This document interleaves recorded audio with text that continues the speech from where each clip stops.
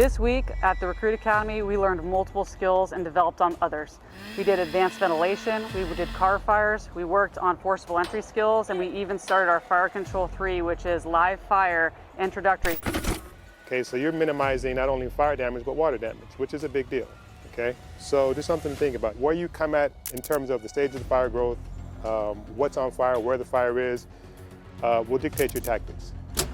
We use a prop called the dollhouse, which ultimately we can light on fire and show the recruits how everything affects fire behavior, from wind to opening and closing doors to any other aspects that us as firefighters can impact, or even just the all-around weather or topography of the location of the fire. The recruit class also got to do live fire training with car fires. It's such a dynamic skill set for the recruits, because we're not only talking about putting out a fire, but we're also trying to enforce and instill safety behaviors from them, like not setting up the line in front of the car, not stepping out into traffic, not breathing in any of this toxic smoke. So not only just the application of water, but the all-around safety of how to operate in that kind of environment.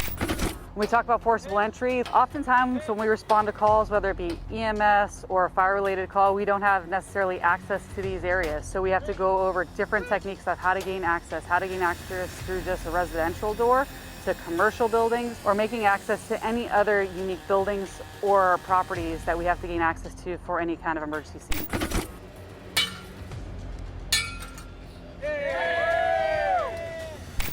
This week we also built on advancing our ventilation skills and knowledge with this recruit class. Last week we were just going over rolling rafters and basic chalk saw techniques. We're actually putting all those skill sets together and having the recruits get up on the roof, sound appropriately, making sure they can do the proper cut sequence and get off the roof in a safe manner.